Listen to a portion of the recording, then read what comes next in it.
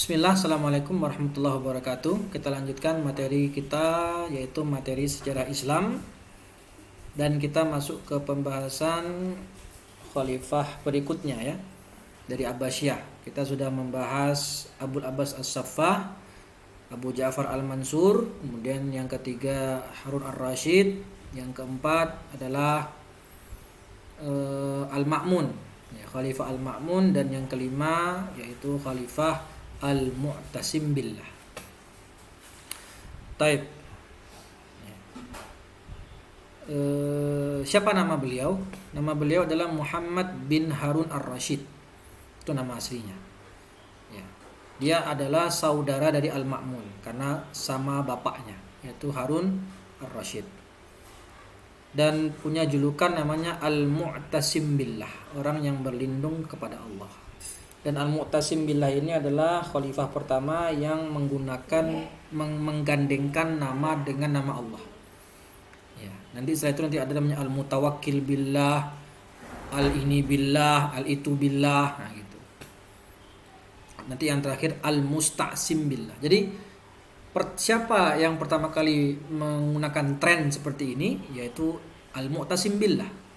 Ya, sebelumnya kan nama-nama biasa, Abul Abbas As-Saffah, Abu Ja'far Al-Mansur, Harun Ar-Rasyid, Al-Hadi, Al-Mahdi. Ya.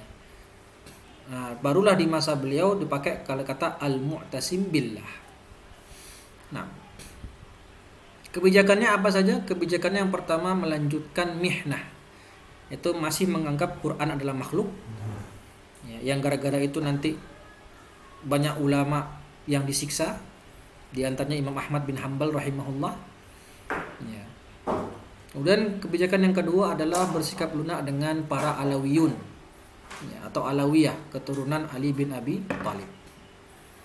Lalu bagaimana karakter beliau? Beliau adalah seorang pakar militer ya, ahli militer, mempunyai tubuh yang kekar lagi kuat, disiplin yang tinggi. Karena inilah alasan yang menjadikan Khalifah Al-Ma'mun mengangkat saudaranya dibandingkan mengangkat putranya. Ya. Si Al-Ma'mun ini punya putra namanya Abbas bin Ma'mun. Ya, Abbas bin Al-Ma'mun. Ini putra si Al-Ma'mun. Nah, Al-Ma'mun sendiri itu lebih menginginkan penggantinya adalah saudaranya Al-Mu'tasim, karena dilihat dari sisi kepakaran militer seorang Al-Mu'tasim. Lagi pula pada saat itu mereka masih berhadapan dengan Bizantium yang dipimpin juga oleh seorang yang pakar militer dan strategi perang. Jadi sangat layak, sangat pas ya keputusan Al-Ma'mun untuk mengangkat penggantinya yang bernama Al-Mu'tasim sebagai khalifah seterusnya. Ya, tetapi biasa terjadi pergolakan. Pakar orang-orang militer tidak setuju dengan kebijakan Al-Ma'mun dan mereka justru membaiat putranya Al-Ma'mun, Abbas bin Al-Ma'mun, untuk menjadi khalifah. Akan tetapi Mu'tasim memanggil keponakannya tadi, ya dinasehati. Kemudian akhirnya Mu'tasim keponakannya ini pun sadar dan akhirnya membaiat pamannya tadi.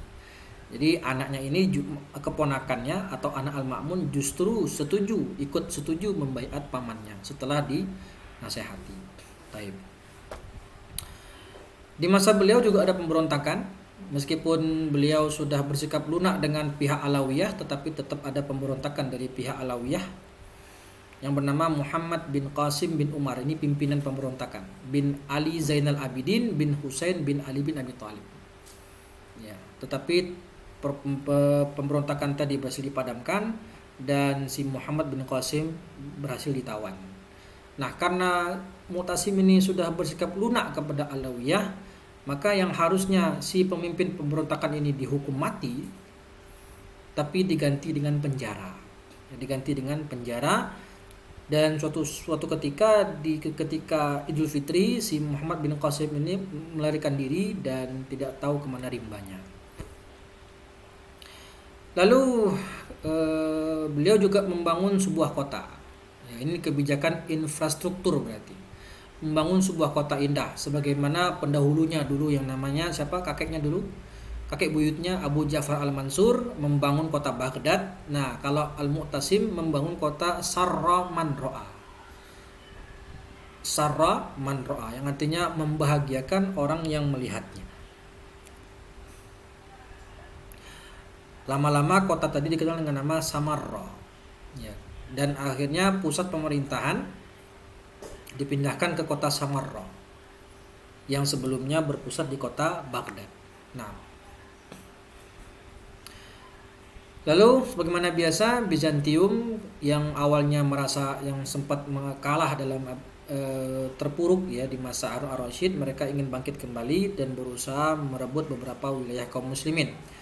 Asia Kecil, kemudian ya menguasai kota Zabetra, kelahiran Al-Mu'tasim. Ya, orang-orang Bizantium ketika menaklukkan sebuah daerah, apalagi itu wilayah kaum muslimin, tentu mereka melakukan tindakan buas, membunuh, menawan, dan tidak peduli apakah itu perempuan atau wanita. Katakan di sini mereka mencungkili mata dan memotong hidung serta telinga mereka. Nah, ini kejamnya orang-orang Nasrani, ya, orang-orang kafir Bizantium tatkala mereka menaklukkan wilayah. Sangat berbeda dengan kaum muslimin ketika menaklukkan sebuah wilayah, tidak pernah ada kejadian mereka melakukan hal itu. Ya, membantai atau membunuhi orang-orang yang ada dalam negeri tersebut. Taib.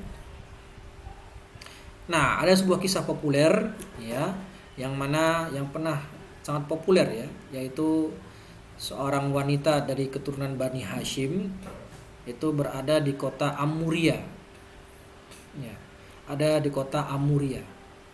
Seorang perempuan Bani Hashim ini dilecehkan oleh orang-orang Bizantium.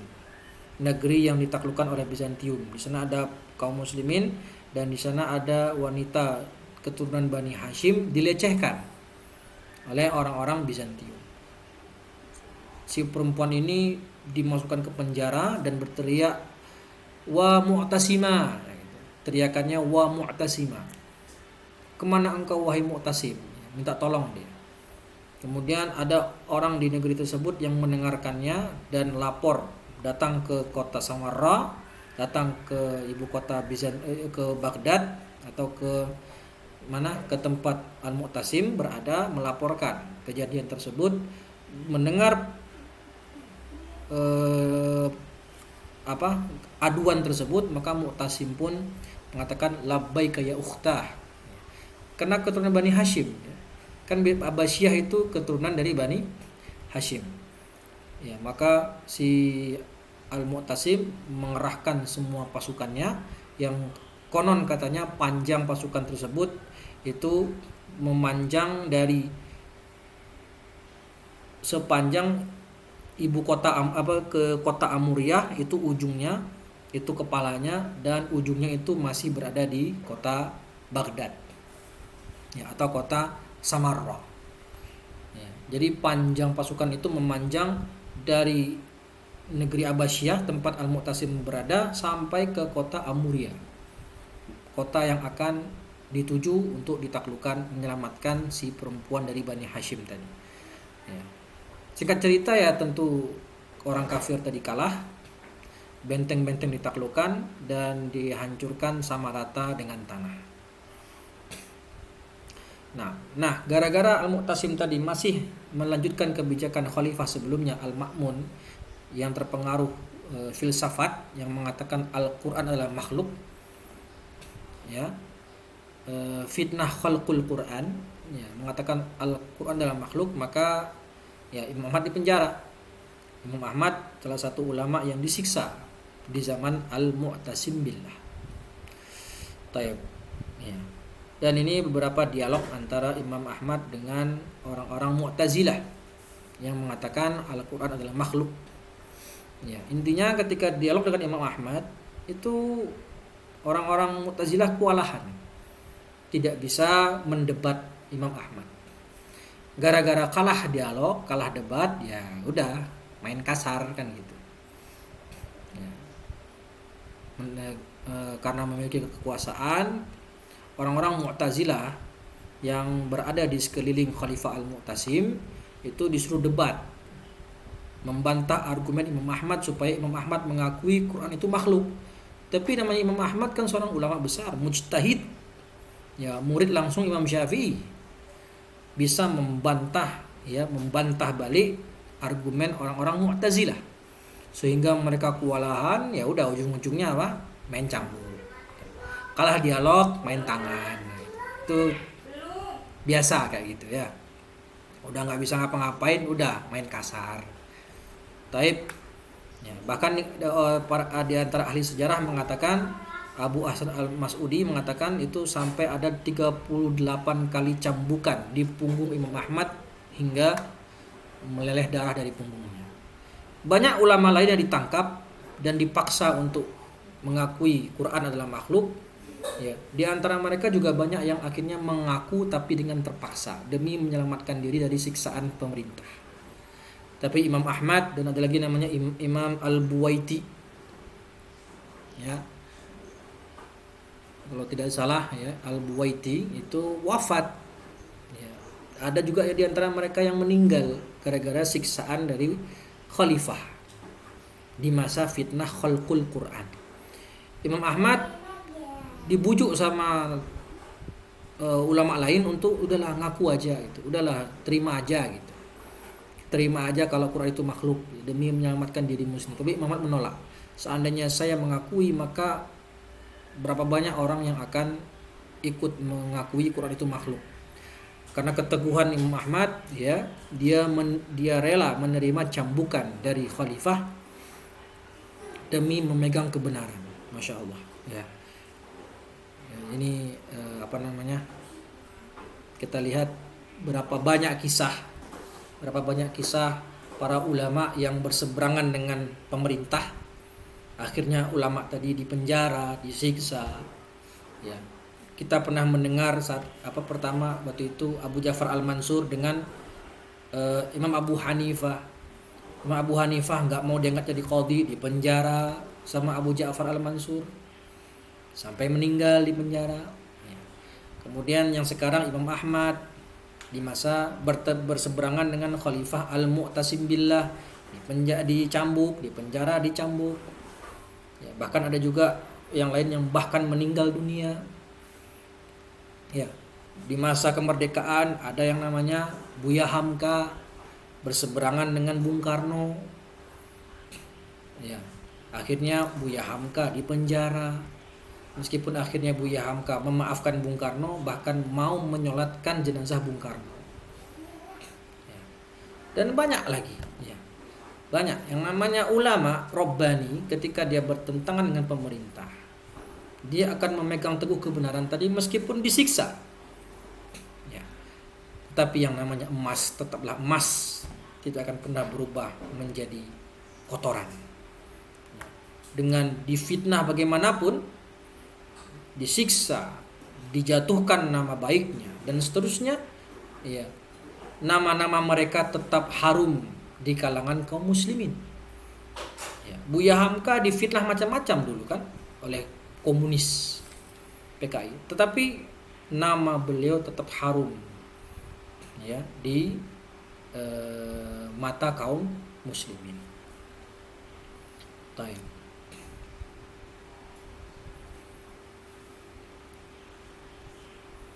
Kemudian berikutnya, ya, menghadapi Imam Ahmad, Khalifah Al-Mu'tasim tampak bersikap lunak, bahkan dia mengagumi keberanian sang imam.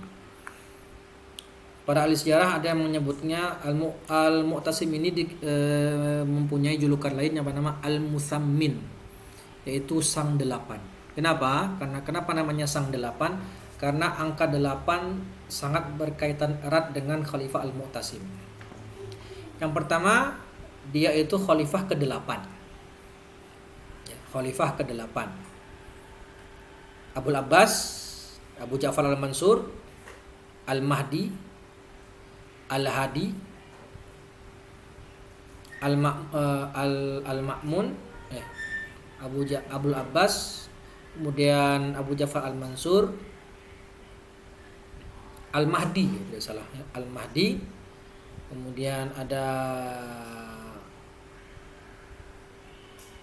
Al-Hadi, ya, kemudian ada Harun Ar-Rasyid. Kemudian anaknya Harun Ar-Rasyid siapa? Al-Amin. Yang keenam, yang ketujuh Al-Ma'mun, dan yang kedelapan baru Al-Mu'tasim. Jadi dia khalifah ke-8, menjabat selama 8 tahun sebagai khalifah, wafat di usia 38 tahun, berarti dia jadi khalifah di usia 30 tahun berarti.